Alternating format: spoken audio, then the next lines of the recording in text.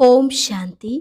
30 अक्टूबर 2022 के अव्यक्त महावाक्य। पहले एक नज़र मुरली के मुख्य पॉइंट्स पर।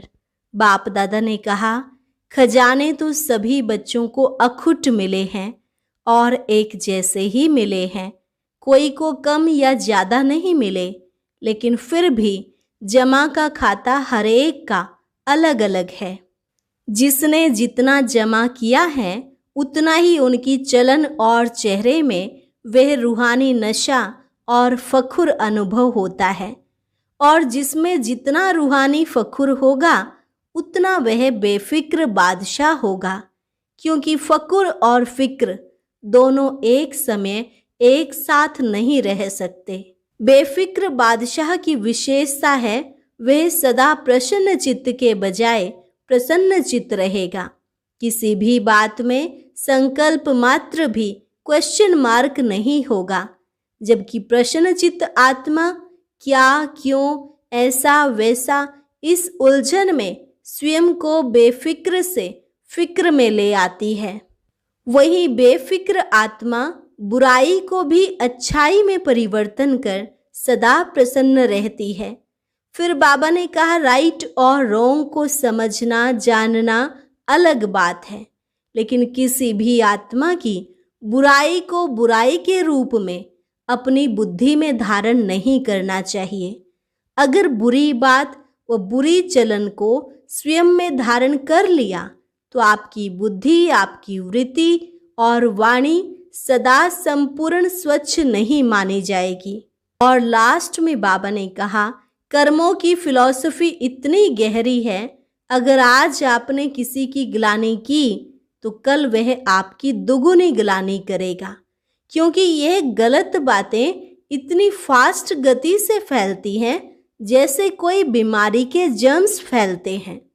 याद रहे, अगर जरा भी कोई डिफेक्ट व दाग रह गया तो डिफेक्ट वाला कभी परफेक्ट नहीं कहला सकता और प्रसन्न चित्त भी नहीं रह सकता। और अब सुनते हैं महावाक्यों को विस्तार से। मुरली का सार, कर्मों की गुह्य गति के ज्ञाता बनो। आज सर्व खजानों को देने वाले बाप सर्व बच्चों के जमा का खाता देख रहे थे।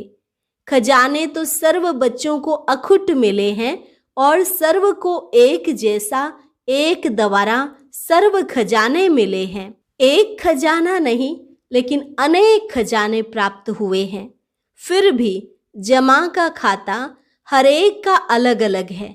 कोई ने सर्व खजाने अच्छी रीति जमा किए हैं और कईयों ने यथाशक्ति जमा किया है, और जितना जमा किया है उतना ही चलन और चेहरे में वह रूहानी नशा दिखाई देता है।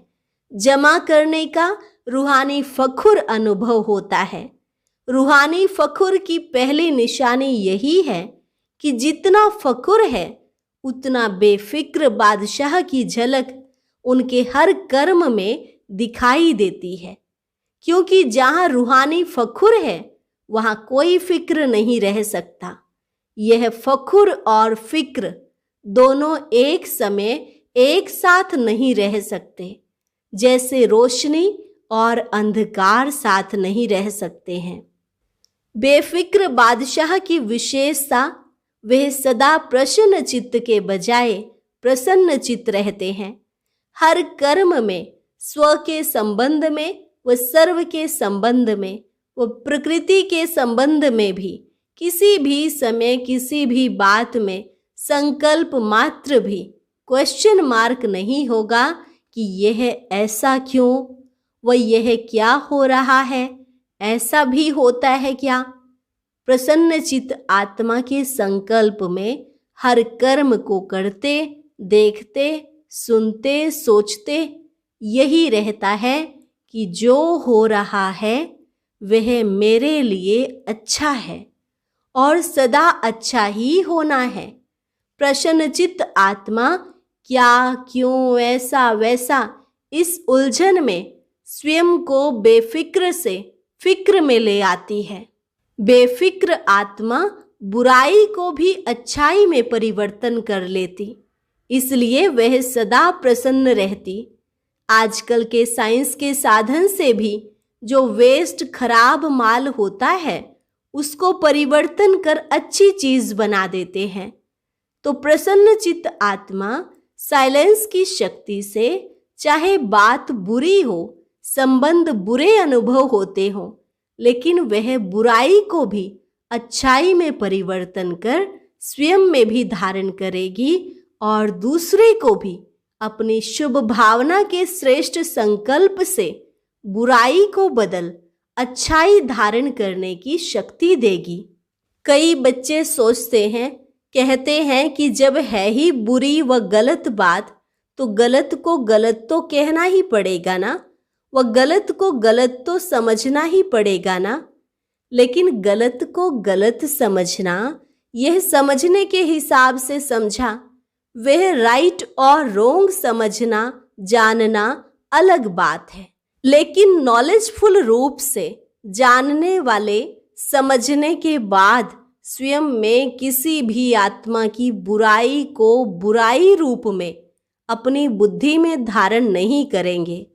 तो समझना अलग चीज है, समझने तक राइट है, लेकिन स्वयं में वह अपने चित्त पर, अपनी बुद्धि में, अपनी वृत्ति में, अपनी वाणी में दूसरे की बुराई को बुराई के रूप में धारण नहीं करना है, समाना नहीं है। तो समझना और धारण करना, इसमें अंतर है। अपने को बचाने के लिए यह कह देते हैं कि यह है ही रोंग। रोंग को तो रोंग कहना पड़ेगा ना। लेकिन समझदार का काम क्या होता है? समझदार अगर समझता है कि यह बुरी चीज है तो क्या बुरी समझते हुए अपने पास जमा करेगा? अपने पास अच्छी रीति संभाल कर रखेगा, छोड़ देगा ना? या जमा करना ही समझदारी है? यह समझदारी है। और सोचो, अगर बुरी बात व बुरी चलन को स्वयं में धारण कर लिया तो क्या आपकी बुद्धि, वृत्ति, वाणी सदा संपूर्ण स्वच्छ मानी जाएगी? अगर जरा भी कोई डिफेक्ट व दाग रह जाता है, किचड़ा रह जाता है, तो डिफेक्ट वाला कभी परफेक्ट नहीं कहला सकता, प्रसन्न चित्त नहीं रह सकता। अगर कोई की बुराई चित्त पर है तो उसका चित्त सदा प्रसन्न चित्त नहीं रह सकता और चित्त पर धारण की हुई बातें वाणी में जरूर आएंगी। चाहे एक के आगे वर्णन करें, चाहे अनेक के आगे वर्णन करें, लेकिन कर्मों की गति का गुह्य रहस्य सदा सामने रखो। अगर किसी की भी बुराई व गलत बात चित्त पर रखने के साथ वर्णन करते हो तो यह व्यर्थ वर्णन ऐसा ही है जैसे कोई गुंबज में आवाज करता है तो वह अपना ही आवाज और ही बड़े रूप में बदल अपने पास ही आता है। गुंबज में आवाज करके देखा है? तो अगर किसी की बुराई करने के, गलत को गलत फैलाने के संस्कार हैं, जिसको आप लोग आदत कहते हो, तो आज आप किसकी ग्लानि करते हो और अपने को बड़ा समझदार, गलती से दूर समझकर वर्णन करते हो। लेकिन यह पक्का नियम है अथवा कर्मों की फिलॉसफी है कि आज आपने किसकी ग्लानि की और कल आपकी कोई दुगनी ग्लानि करेगा, क्योंकि यह गलत बातें इतनी फास्ट गति से फैलती हैं जैसे कोई विशेष बीमारी के जर्म्स, जीवाणु बहुत जल्दी फैलते हैं। और फैलते हुए जर्म्स जिसकी ग्लानि की वहां तक पहुंचते जरूर हैं। आपने एक ग्लानि की होगी और वह आपको गलत सिद्ध करने के लिए आपकी 10 ग्लानि करेंगे, तो रिजल्ट क्या हुई? कर्मों की गति क्या हुई? लौट कर कहाँ आई? अगर आपको शुभ भावना है उस आत्मा को ठीक करने की, तो गलत बात शुभ भावना के स्वरूप में विशेष निमित्त स्थान पर दे सकते हो। फैलाना रोंग है, कई कहते हैं हमने किसको कहा नहीं, लेकिन वो कह रहे थे तो मैंने भी हाँ में हाँ कर दिया, बोला नहीं। आपके भक्ति मार्ग के शास्त्रों में भी वर्णन है कि बुरा काम किया नहीं, लेकिन देखा भी, साथ भी दिया, तो वह पाप है। हाँ में हाँ मिलाना, यह भी कर्मों की गति के प्रमाण पाप में भागी बनना है। वर्तमान समय कर्मों की गति के ज्ञान में बहुत इजी हो गए हैं, लेकिन यह छोटे छोटे सूक्ष्म पाप श्रेष्ठ संपूर्ण स्थिति में विघ्न रूप बनते हैं। इजी बनने की निशानियां क्या हैं? वे सदा ऐसा ही सोचते समझते कि यह तो और भी करते हैं, यह तो आजकल चलता ही है, या तो अपने आप को हल्का करने के लिए यही कहेंगे कि मैंने हंसी में कहा, मेरा भाव नहीं था, ऐसे ही बोल दिया। यह विधि संपूर्ण सिद्धि को प्राप्त होने में सूक्ष्म विघ्न बन जाता है। इसलिए ज्ञान तो बहुत मिल गया है, रचता और रचना के ज्ञान को सुनना, वर्णन करना बहुत स्पष्ट हो गया है, लेकिन कर्मों की गुह्य गति का ज्ञान बुद्धि में सदा स्पष्ट नहीं रहता, इसलिए इजी हो जाते हैं। कई बच्चों की अपने प्रति भी कंप्लेन होती है कि जैसे बाप कहते हैं, बाप बच्चों में जो श्रेष्ठ आशाएं रखते हैं, जो चाहते हैं, जितना चाहते हैं उतना नहीं है। उसका कारण क्या है? ये अति सूक्ष्म व्यर्थ कर्म बुद्धि को, मन को ऊंचा अनुभव करने नहीं देते। योग लगाने बैठते हैं, लेकिन काफी समय युद्ध में चला जाता, व्यर्थ को मिटाए समर्थ बनने में समय चला जाता है। इसलिए क्या करना चाहिए? जितना ऊंचा बनते हैं तो ऊंचाई में अटेंशन भी ऊंचा रखना पड़ता है। ब्राह्मण जीवन की मौज में रहना है। मौज में रहने का अर्थ यह नहीं कि जो आया वह किया, मस्त रहा। यह अल्पकाल के सुख की मौज व अल्पकाल के संबंध संपर्क की मौज सदा काल की प्रसन्नचित्त स्थिति से भिन्न है। इसी को मौज नहीं समझना। जो आया वह बोला, जो आया वह किया। हम तो मौज में रहते हैं। अल्पकाल के मन मौजी नहीं बनो, सदा काल की रूहानी मौज में रहो। यही यथार्थ ब्राह्मण जीवन है। मौज में भी रहो और कर्मों की गति के ज्ञाता भी रहो। तभी जो चाहते हो, जैसे चाहते हो वैसे अनुभव करते रहेंगे। समझा? कर्मों की गुह्य गति के ज्ञाता बनो, फिर खजानों के जमा की रिजल्ट सुनाएंगे। अच्छा, चारों ओर के फिक्र से फारिग बेफिक्र बादशाह आत्माओं को, सदा प्रसन्न चित्त विशेष आत्माओं को, सदा स्वयं प्रति और सर्व आत्माओं प्रति श्रेष्ठ परिवर्तन शक्ति को कर्म में लाने वाले कर्म योगी आत्माओं को, सदा रचता रचना के ज्ञाता और कर्म फिलॉसफी के भी ज्ञाता, ऐसे ज्ञान स्वरूप आत्माओं को बाप दादा का याद प्यार और नमस्ते। रूहानी बच्चों की रूहानी बाप दादा को नमस्ते नमस्ते, गुड मॉर्निंग। दादियों के साथ मुलाकात। वर्तमान समय किस बात की आवश्यकता है? कर्मों की गुह्य गति का ज्ञान मर्ज हो गया है, इसलिए अलबेलापन है। पुरुषार्थी भी हैं, लेकिन पुरुषार्थ में अलबेलापन आ जाता है, इसलिए अभी इसकी आवश्यकता है। बाप दादा सभी की रिजल्ट को देखते हैं। जो चल रहा है वो अच्छा है, लेकिन अभी अच्छे से अच्छा बनना ही है। बिजी रहना पड़ता है ना। ज्यादा समय बिजी किस में रहना पड़ता है? किस बात में ज्यादा समय देना पड़ता है? चाहे आप लोगों की अपनी स्थिति न्यारी और प्यारी है, लेकिन समय तो देना पड़ता है। तो यही समय पावरफुल, शक्तिशाली लाइट हाउस माइट हाउस बन वाइब्रेशंस फैलाने में जाए तो क्या हो जाएगा। संगठित रूप में यही वातावरण हो और कोई बात ही नहीं हो तो क्या वाइब्रेशन विश्व में या प्रकृति तक पहुंचेगा। अभी तो सभी लोग इंतजार कर रहे हैं कि कब हमारे रचता व मास्टर रचता संपन्न व संपूर्ण बन हम लोगों से अपने स्वागत कराते। प्रकृति भी तो स्वागत करेगी ना। तो वह सफलता की माला से स्वागत करे वो दिन आना ही है। जब सफलता के बाजे बजेंगे तब प्रत्यक्षता के बाजे बजेंगे। बजने तो हैं ही ना। अच्छा, दादी चंद्रमणि जी सेवा पर जाने की छुट्टी ले रही हैं। बाबा ने कहा ऑल राउंड बनना ही श्रेष्ठ सेवा है। अच्छा है, चक्कर लगाते रहो। चक्कर लगाने का पार्ट बच्चों का ही है। बाप तो अव्यक्त रूप में लगा सकते हैं, साकार रूप में भी चक्कर लगाने का पार्ट बाप का नहीं रहा, बच्चों का ही था।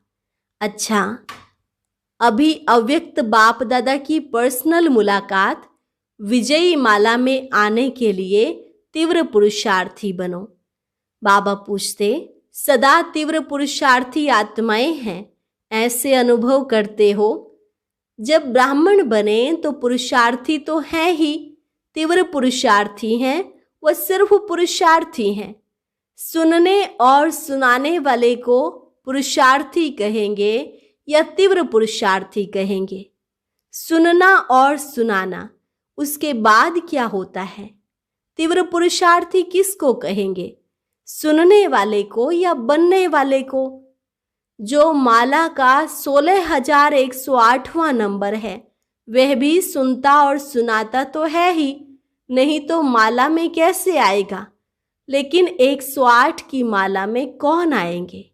108 की माला का नाम है विजयी माला। 16,000 वाली माला का नाम विजयी माला नहीं है।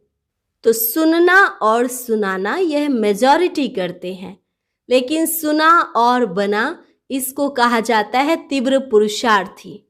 तीव्र पुरुषार्थी 108 हैं और पुरुषार्थी 16,108 हैं। तो अपने आप को चेक करो कि तीव्र पुरुषार्थी हैं या पुरुषार्थी हैं।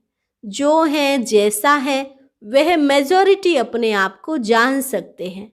कई थोड़े ऐसे हैं जो अपने को नहीं भी जानते हैं, रॉन्ग को राइट समझकर भी चलते जाते हैं। मेजॉरिटी अपने मन में अपने आप को सत्य जानते हैं कि मैं कौन हूँ। इसलिए सदा अपने को देखो, दूसरे को नहीं। अपने पुरुषार्थ को चेक करो और तीव्र पुरुषार्थ में चेंज करो, नहीं तो फाइनल समय आने पर चेंज नहीं कर सकेंगे। उस समय पढ़ाई का समय समाप्त होने पर इम्तिहान के समय पढ़ाई का चांस नहीं मिलता। अगर कोई स्टूडेंट समझे एक प्रश्न का उत्तर नहीं आता है, किताब से पढ़कर उत्तर दे दें तो राइट होगा या रॉन्ग होगा। तो उस समय अपने को चेंज नहीं कर सकेंगे। जो है जैसा है वैसे ही प्रारब्ध प्राप्त कर लेंगे। लेकिन अभी चांस है। अभी टू लेट का बोर्ड नहीं लगा है, लेट का लगा है। लेट हो गए लेकिन टू लेट नहीं, इसलिए फिर भी मार्जिन है। कई स्टूडेंट 6 मास में भी पास विद ऑनर हो जाते हैं अगर सही पुरुषार्थ करते हैं तो। लेकिन समय समाप्त होने के बाद कुछ नहीं कर सकते। बाप भी रहम करना चाहे तो भी नहीं कर सकते। चलो यह अच्छा है, इसको मार्क्स दे दो, यह बाप कर सकता है। इसलिए अभी से चेक करो और चेंज करो। अलबेलापन छोड़ दो। ठीक है, चल रहे हैं, पहुंच जाएंगे, यह अलबेलापन है। अलबेले को इस समय तो मौज लगती है।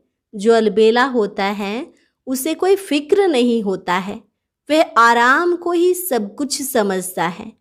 तो अलबेलापन नहीं रखना, सदा अलर्ट। पांडव सेना होना, सेना अलबेली रहती है या अलर्ट रहती है। सेना माना अलर्ट, सावधान, खबरदार रहने वाले। अलबेला रहने वाले को सेना का सैनिक नहीं कहा जाएगा। तो अलबेलापन नहीं, अटेंशन। लेकिन अटेंशन भी नेचुरल विधि बन जाए। कई अटेंशन का भी टेंशन रखते हैं। टेंशन की लाइफ सदा तो नहीं चल सकती। टेंशन की लाइफ थोड़ा समय चलेगी, नेचुरल नहीं चलेगी।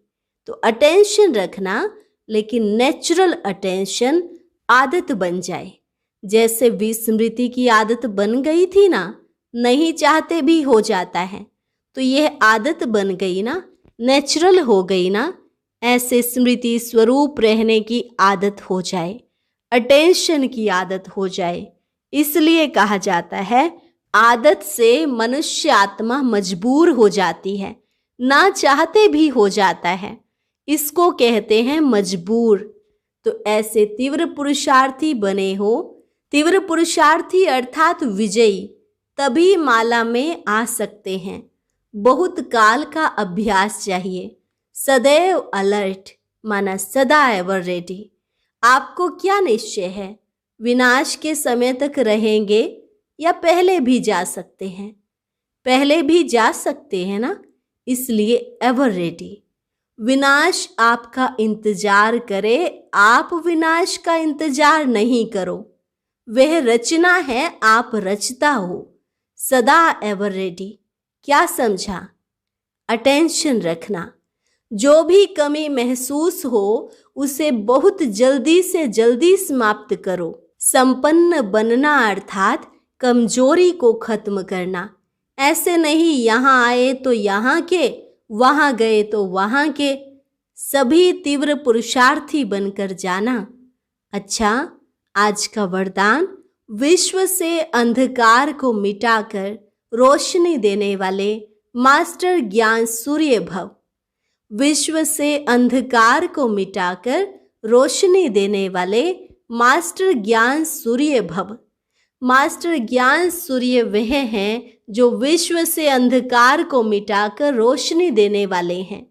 वे स्वयं भी प्रकाश स्वरूप लाइट माइट रूप हैं और दूसरों को भी लाइट माइट देने वाले हैं। जहाँ सदा रोशनी होती है वहाँ अंधकार का सवाल ही नहीं, अंधकार हो ही नहीं सकता। जो विश्व को रोशनी देने वाले हैं वह स्वयं अंधकार में नहीं रह सकते। संपूर्ण पवित्रता अर्थात रोशनी, उनके पास अंधकार अर्थात विकारों का अंश भी नहीं रह सकता।